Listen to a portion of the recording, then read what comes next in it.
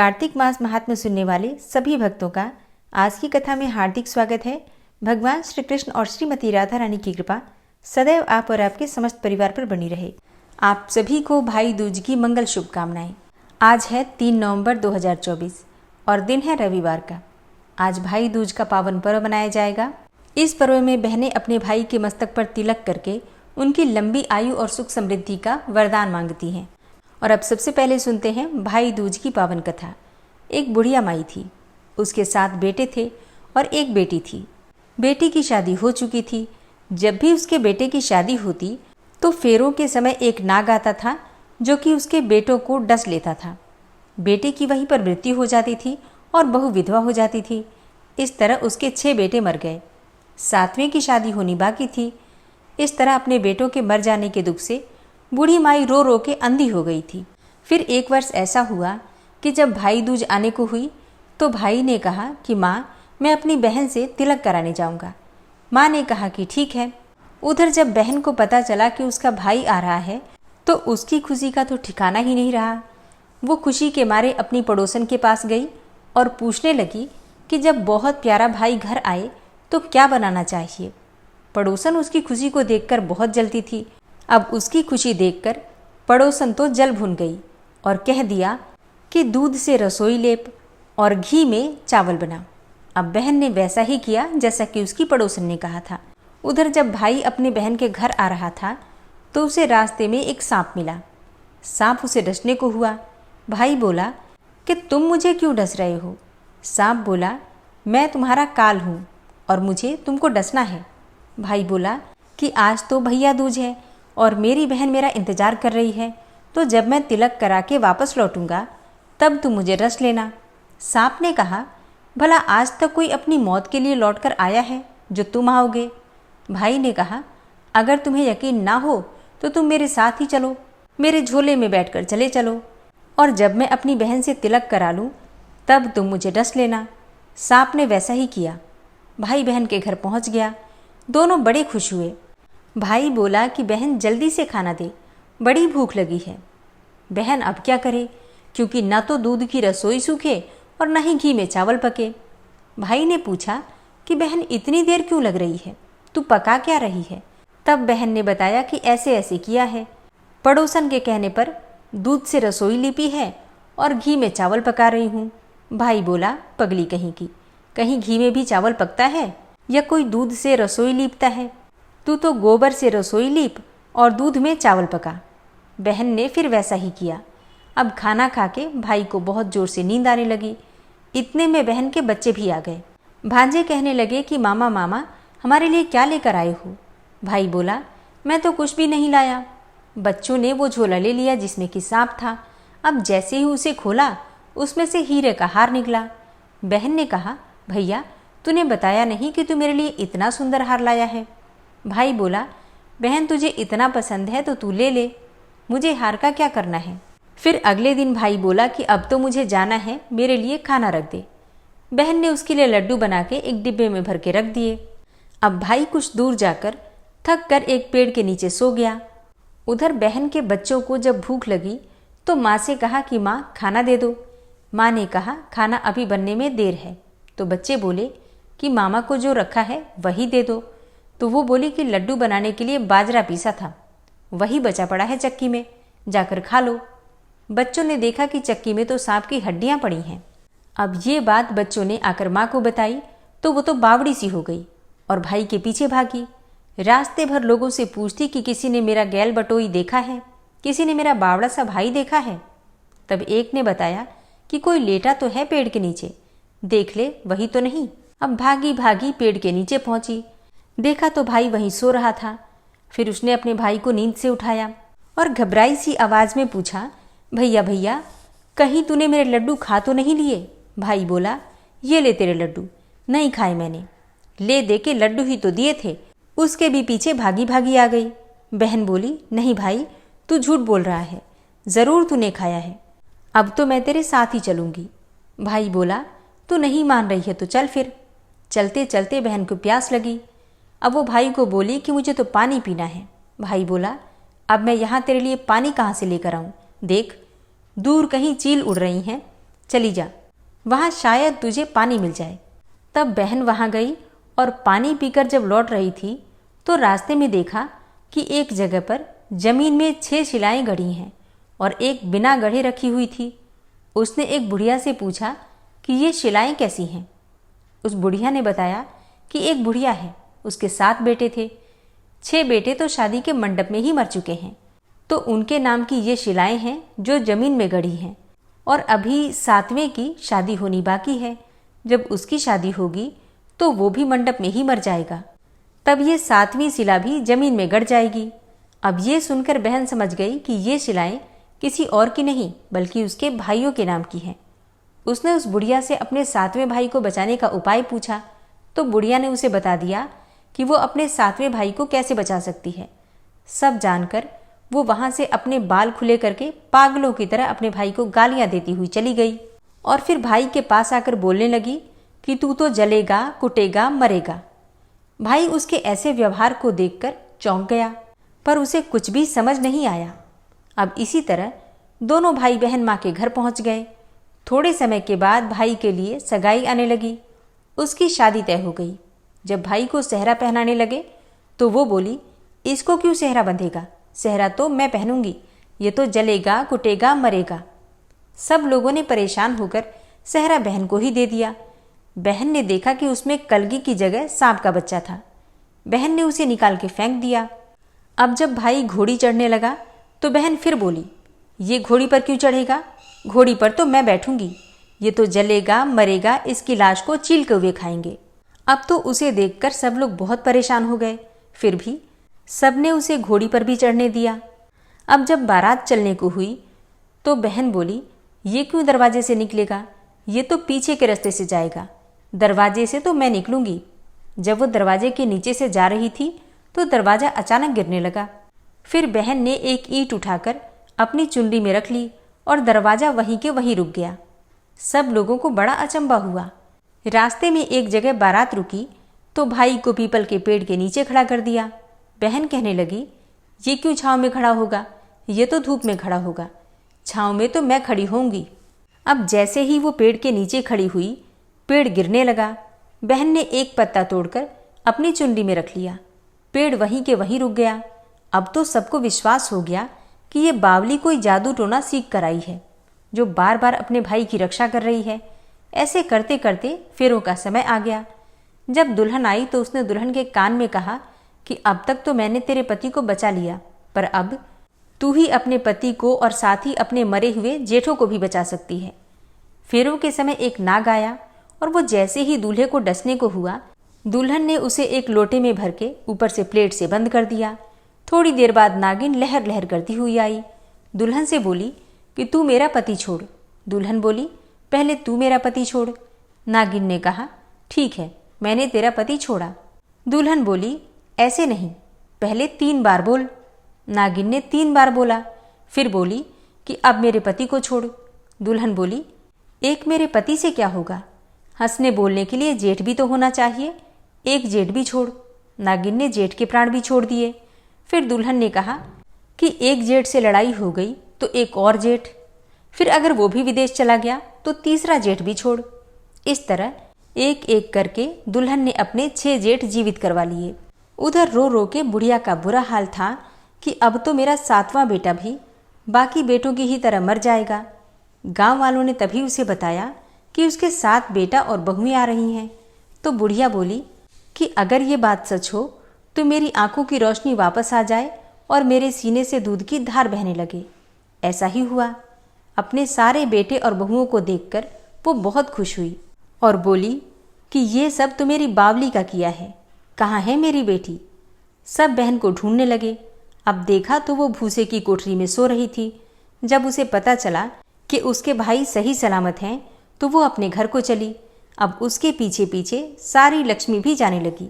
बुढ़िया ने कहा, बेटी पीछे मुड़ के तो देख, तू सारी लक्ष्मी ले जाएगी तो तेरे भाई भाभी क्या खाएंगे। तब बहन ने पीछे मुड़ के देखा और कहा कि जो माँ ने अपने हाथों से दिया बस वही मेरे साथ चले, बाकी का सब भाई भाभी के पास रहे। इस तरह एक बहन ने अपने भाई की रक्षा की और इसी प्रकार से प्रत्येक भाई दूज पर बहनें अपने भाई के मस्तक पर तिलक करके उनकी लंबी आयु का वरदान मांगती हैं और प्रार्थना करती हैं कि उनका भाई हमेशा सुखी जीवन व्यतीत करे। ये कहानी अगर आपको पसंद आई हो तो वीडियो को शेयर अवश्य कीजिए। और अब आप सुनेंगे कार्तिक मास महात्म्य का अगला अध्याय। भगवान कृष्ण ने सत्यभामा से कहा, हे प्रिय, नारद जी के ऐसे वचन सुनकर महाराज पृथु बड़े विस्मित हुए और अंत में उन्होंने नारद जी का पूजन किया, फिर उनको विदा किया। इसलिए माघ मास, कार्तिक का महीना और एकादशी, ये 3 व्रत मुझे अत्यधिक प्रिय हैं। वनस्पतियों में तुलसी, महीनों में कार्तिक और तिथियों में एकादशी और क्षेत्रों में श्री प्रयाग मुझे बहुत प्रिय है।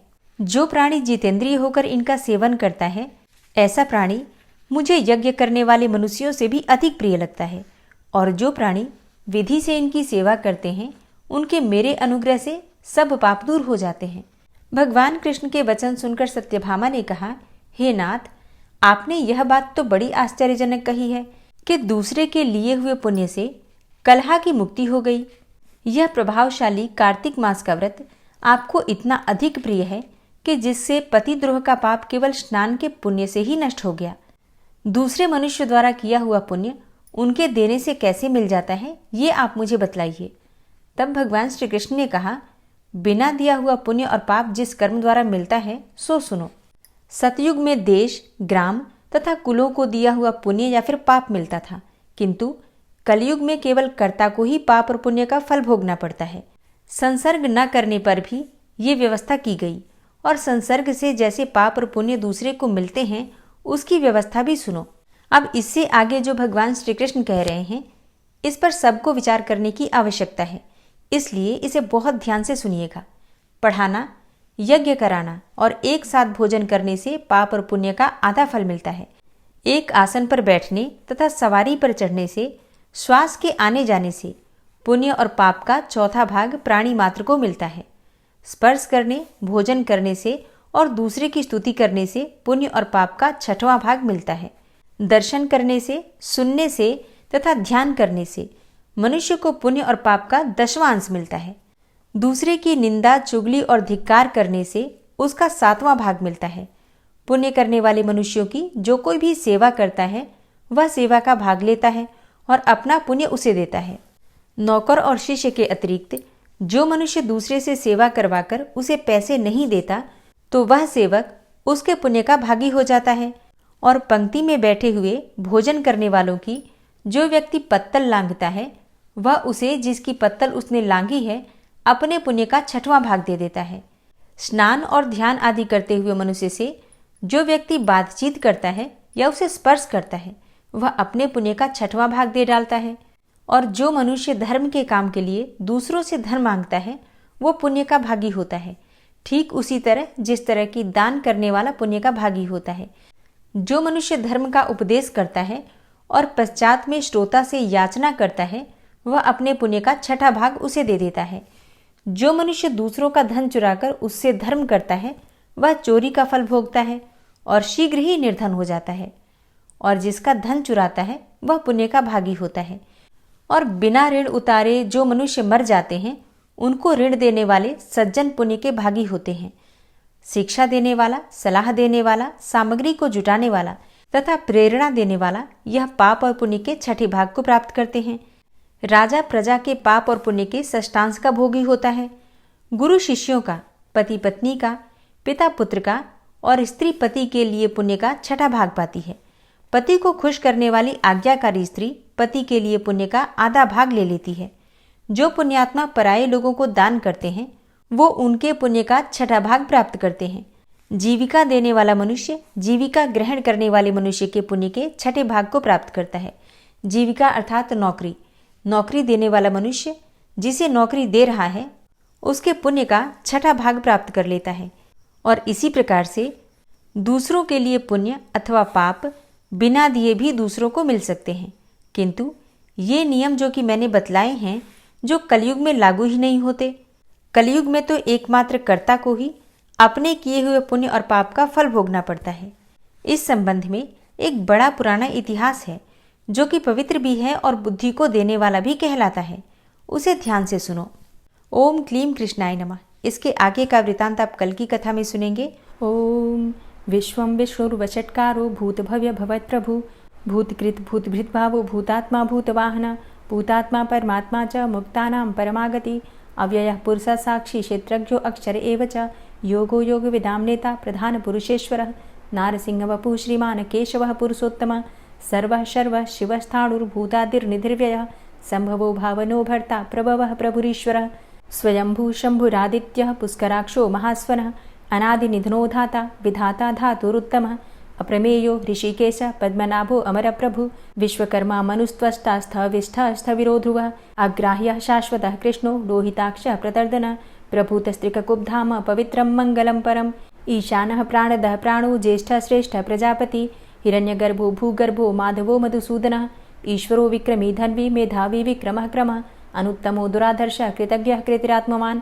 सुरेशः शरणं शर्म विश्वरेताः प्रजाभवः अह संवत्सरो व्यालः प्रत्ययः सर्वदर्शनः अजः सर्वेश्वरः सिद्धः सिद्धे सर्वादिर्च्युतः वृषाकपिर्मेयात्मा सर्वयोगविनिश्रितः वसुर्वसुमनः सत्यः समात्मा संमितः समः अमोघः पुण्डरीकाक्षो वृषकर्मा वृषाकृतिः रुद्रो बहुशिरा बभ्रुर्विश्वयोनिः शुचिश्रवः अमृतः शाश्वतस्थाणुर्वरारोहो महातपः सर्वगः सर्वविद्भानुर्विश्वक्सेनो जनार्दनः वेदो वेदविद्व्यङ्गो वेदाङ्गो वेदवित्कविः लोकाध्यक्षः सुराध्यक्षो धर्माध्यक्षः कृताकृतः चतुरात्मा चतुर्व्यूहश्चतुर्द्रष्टश्चतुर्भुजः भ्राजेष्णुर्भोजनं भोक्ता सहिष्णुर्जगदाति च अनघो विजयोजेता विश्वयोनिः पुनर्वसु उपेन्द्रो वामनः प्रांशुर्मोघः शुचिरुर्जितः अतीन्द्रः सङ्ग्रहः सर्गो धृतात्मा नियमो यमः वेद्यो वैद्यः सदा योगी वीरः माधवो मधु अतीन्द्रियो महामायो महोत्साहो महाबलः महाबुद्धिर्महावीर्यो महाशक्तिर्महाद्युतिः अनिर्देश्य वपुः श्रीमान् मेयात्मा महाधृतिर्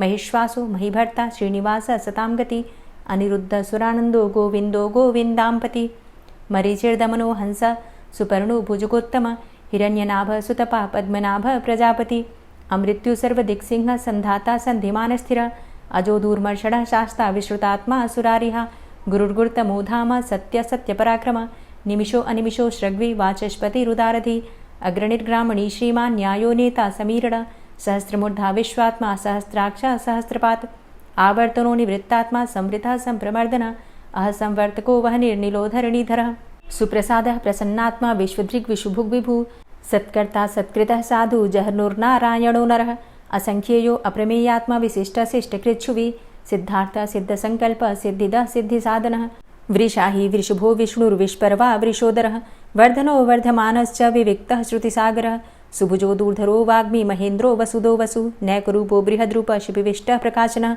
ओजस्तेजो द्युतिधरः प्रकाशात्मा प्रतापनः रिद्धस्पष्टाक्षरो मन्त्रश्चन्द्रांशुर्भास्करदुतिः अमृतांशुद्भवो भानु शशबिन्दुः सुरेश्वरः औषधं जगतः सेतु सत्यधर्मपराक्रमः भूतभव्य भवन्नाथ पवनः पावनो नलः कामः कामकृत्कान्तः कामः कामप्रदः प्रभु युगादिकृद्युगावर्तो नैकमायो महाशनः अदृश्यो अव्यक्तरूपश्च सहस्रजितनन्तजित् इष्टो अविशिष्ट शिष्टेष्ट शिखण्डी नहुसो वृष क्रोधः क्रोधकृत्कर्ता विश्वबाहुर्महीधरः अच्युतः प्रतितः प्राणदो वासवानुजः अपां निधिर्धिष्ठानं प्रमत्तः प्रतिष्ठितः स्कन्दः स्कन्दधरो धूर्यो वरदो वायुवाहनः वासुदेवो बृहद्भानुरादिदेवः पुरन्दरः अशोकस्तारणस्तारः शूरः सौरिर्जनेश्वरः अनुकूलः शतावर्त पद्मी पद्मनिभेक्षणः पद्मनाभो अरविन्दाक्ष पद्मगर्भ शरीरभृत् महर्धिरिद्धो वृद्धात्मा महाक्षो गरुडाध्वजः अतुलः शरभो भीमो समयज्ञो हविर्हरि सर्वलक्षणलक्षण्यो लक्ष्मीवान् समितिञ्जयः वीक्षरो रोहितो मार्गो हेतुर्दामोदरः सह महीधरो महाभागो वेगवान् मिताशनः उद्भवः शोभणो देवः श्रीगर्भः परमेश्वरः करणं कारणं कर्ता विकर्ता गहनो गुहः व्यवसायो व्यवस्थान संस्थान स्थानदो ध्रुवः परर्थी परमस्पस्तुष्टः पुष्टः शुभेक्षणः रामो विरामो विरजो मार्गो नेयो नयोनयः वीरः शक्तिमतां श्रेष्ठो धर्मो धर्मविदुत्तमः वैकुण्ठः पुरुषः प्राणः प्राणदः प्रणवः पृथु हिरण्यगर्भः शत्रुघ्नो व्याप्तो वायुरुधोक्षजः ऋतुः सुदर्शनः कालः परमेष्ठी परिग्रहः उग्रः संवत्सरो दक्षो विश्रामो विश्वदक्षिणः विस्तारः स्थावरस्थाणु प्रमाणं बीजमव्ययम् अर्थो अनर्थो महाकोशो महाभोगो महाधनः अनिर्विण्णः स्थविष्टोऽभू धर्मयुपो महामखः नक्षत्रनेमिर्नक्षत्री क्षमा क्षामः समीहनः यज्ञ इज्जो महिज्यश्च क्रतुसत्रं सतां गतिः सर्वदर्शी विमुक्तात्मा सर्वज्ञो ज्ञानमुत्तमं सुव्रतः सुमुखः सुष्मा सुघोषः सुखदः सुहृतः मनोहरो जित्क्रोधो वीरबाहुर्विदारणः स्वापनः स्ववसो व्यापी नैकात्मा नैककर्मकृत्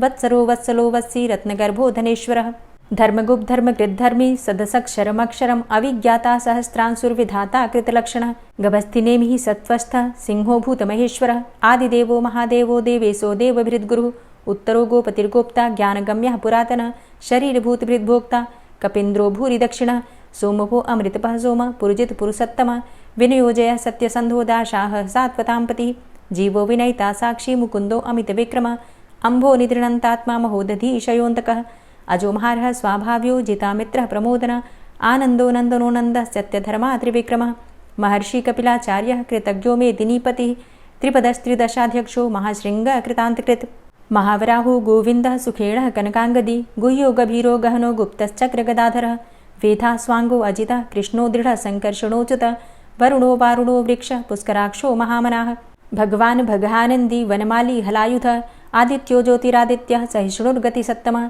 सुधन्वाखण्ड परशुर्दारुणो द्रविडप्रदः दिविस्त्रिक्सर्वदृग्व्यासो वाचस्पतिर्योनिजः त्रिसामासामगः साम निर्वाणं भेषजं सन्न्यासकृच्छमः शान्तो निष्ठा शान्तिः परायणं शुभाङ्गः शान्तिदस्रष्टा कुमुदः कुवलेशय गोहितो गोपतिर्गोप्ता वृषभाक्षो वृषप्रियः अनिवर्ति निवृतात्मा संक्षेप्ता चेमकृच्छिव श्रीवत्सवक्षा श्रीवास श्रीपति श्रीमतांबर श्रीद श्रीश श्रीनिवास श्रीनिधि श्रीविभावन श्रीधर श्रीकर श्रेय श्रीमान् लोकत्रयाश्रय स्वक्ष स्वंग शतानंदो नंदिर्ज्योतिर्गणेश्वर विजितात्मा विधेयात्मा सत्कीर्तिश्छिन्न संशय उदीर्ण सर्वतक्षसुर निश शाश्वत स्थिर भूषयो भूषणो भूतिर्विशोकः शोकनाशन अर्चिष्मानर्चितः कुंभो विशुद्धात्मा विशोधन अनिरुद्धो अप्रतिरथ प्रद्युम्नो अमितविक्रमः कालिनेमि निहावीर शौरी सूर्जनेश्वर त्रिलोकात्मा त्रिलोकेशः केशवः केशिहारी कामदेवः कामपालः कामीकान्तः कृतागमः अनिर्देशव पुर्विष्णोर्वीरो अनन्तो धनञ्जयः ब्रह्मण्यो ब्रह्मकृत् ब्रह्मा ब्रह्म ब्रह्म विवर्धन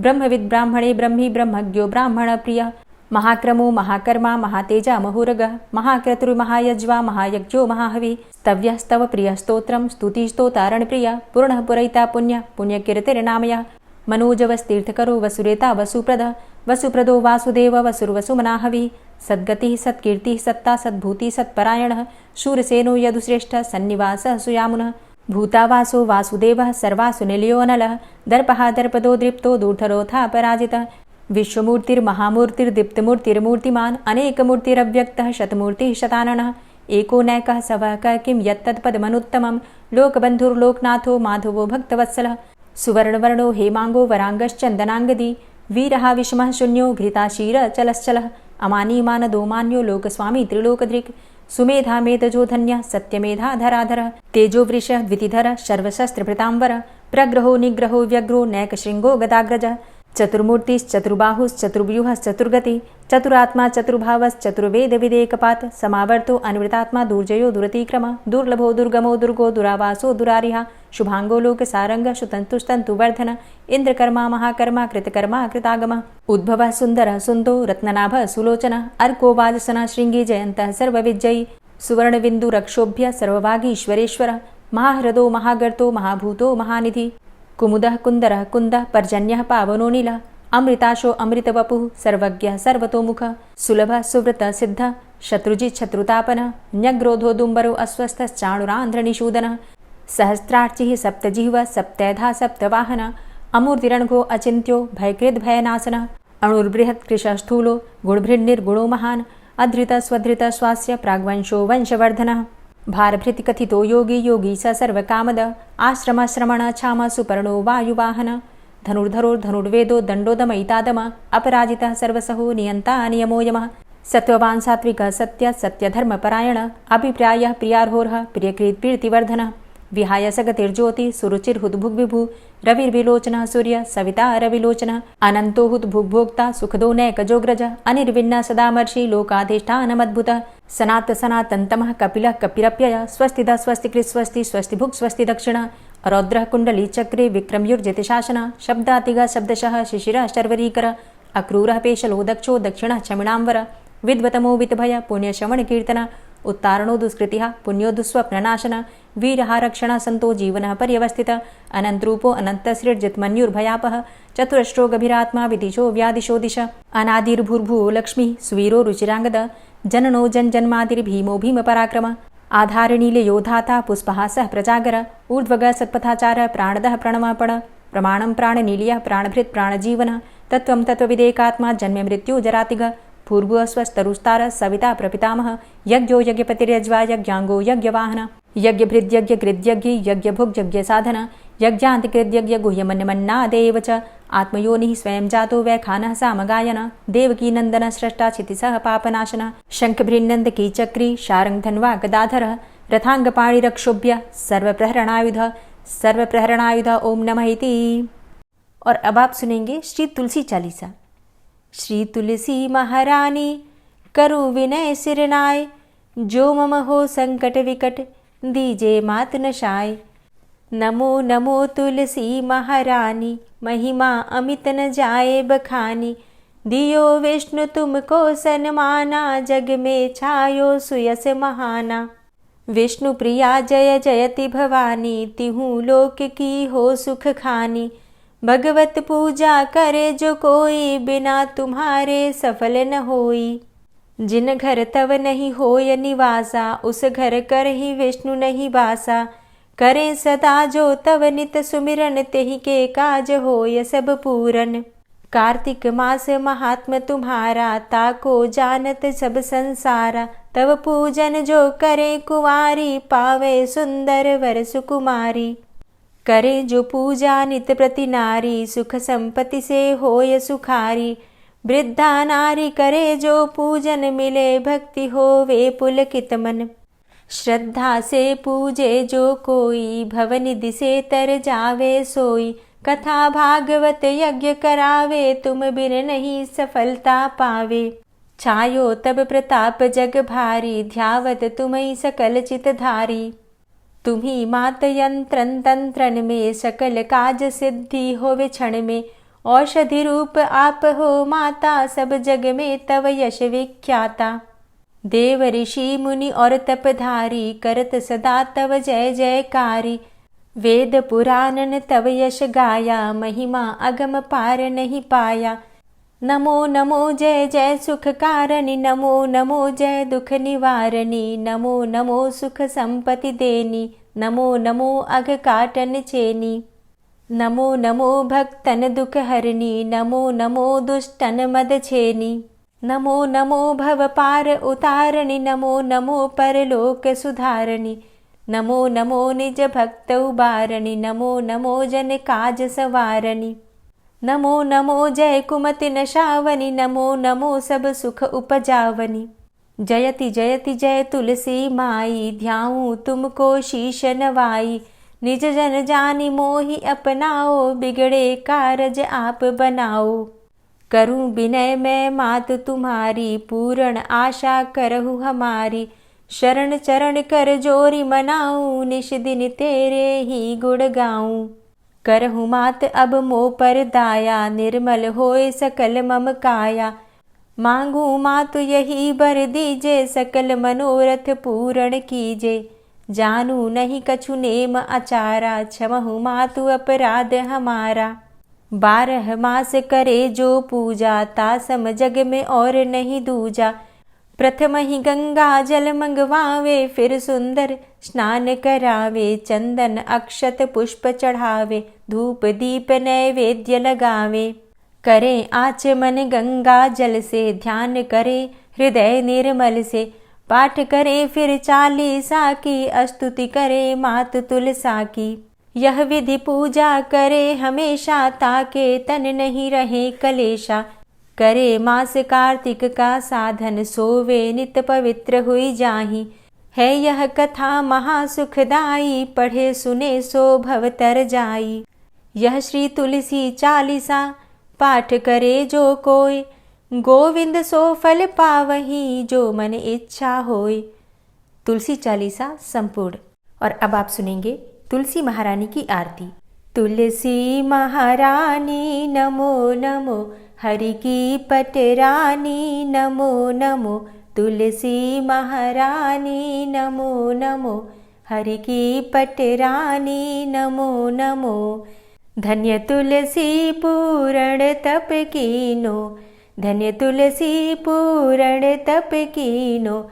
शालिग्राम की बनी पटरानी नमो नमो। तुलसी महारानी नमो नमो, हरि की पटरानी नमो नमो। जाके पत्र मंजरी कोमल, जाके पत्र मंजरी कोमल, श्रीपति कमल चरण लपटानी नमो नमो, हरि की पटरानी नमो नमो। तुलसी महारानी नमो नमो। धूप दीप नैवेद्य आरती, धूप दीप नैवेद्य आरती, पुष्पन की वर्षा बरसानी नमो नमो, हरि की पटरानी नमो नमो। तुलसा महारानी नमो नमो। 56 भोग 36 व्यंजन, 56 भोग 36 व्यंजन, बिन तुलसा हरि एक न मानी नमो नमो। तुलसी महारानी नमो नमो, हरि की पटरानी नमो नमो। सभी सखी मैया तेरो यश गावे, सभी सखी मैया तेरो यश गावे, भक्ति दान दीजे महारानी नमो नमो। तुलसा महारानी नमो नमो, हरि की पटरानी नमो नमो। नमो नमो तुलसा महारानी, नमो नमो तुलसी महारानी। तुलसी महारानी नमो नमो, हरि की पटरानी नमो नमो। तुलसी महारानी नमो नमो, हरि की पटरानी नमो नमो। प्रेम से बोलिए तुलसी मैया की जय। तो दोस्तों, उम्मीद करती हूँ आज की वीडियो आपको ज़रूर पसंद आई होगी। अगर वीडियो पसंद आई हो तो वीडियो को लाइक ज़रूर कीजिए, अगर संभव हो तो वीडियो को शेयर भी कीजिए। और चैनल पर पहली बार आए हैं, अगर अभी तक आपने चैनल को सब्सक्राइब नहीं किया है तो आज की वीडियो अगर आपको अच्छी लगे तो चैनल को सब्सक्राइब करके बेल आइकन को ज़रूर प्रेस कर लीजिए।